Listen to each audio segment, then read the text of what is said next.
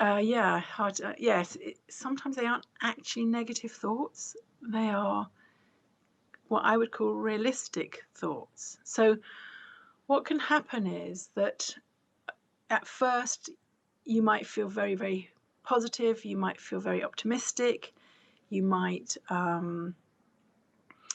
you might be very hopeful, and everything is going along fine. And then some things start to happen where it becomes clear that this is not going to be as easy as you thought. And or it might be that you are really, really positive, and maybe you have, like with an IVF cycle, and then maybe you have a negative outcome and you really were convinced that it was going to work. And in those cases, it can be quite a shock, because especially if you really convinced that it was going to work, they found out what the problem is. I'm just going to do this treatment. I'm doing everything I can. I've got this good diet. I'm taking these supplements. I'm doing everything right. It's definitely going to work.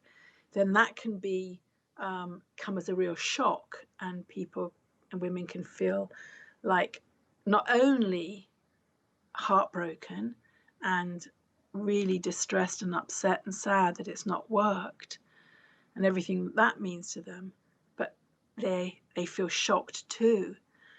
So what do they do the next time? They're a little bit more cautious in how they think about it, how they manage their expectations.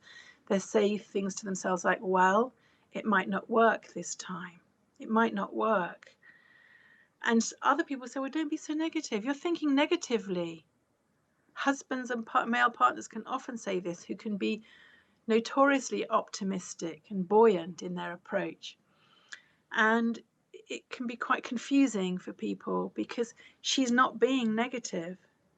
She's not assuming it's not going to work, which would be negative. I mean, if you really did not believe it was going to work, you wouldn't do it. So there's some part of her that hopes, everything in her, every fibre of her being hopes that it's going to work, but the she's preparing herself, bracing herself for the possibility that this might not work again, so that she's not shocked again. And I give the example of, like, the difference between, you drive along the motorway and you expect to get to your destination. If you expect to get to your destination so much that you don't wear a seatbelt and you don't have a car with an airbag, and then you have an accident, that is quite a big thing. But if you prepare yourself for the possibility and you have a seatbelt and an airbag and the accident happens, you're more braced for it and you are more prepared.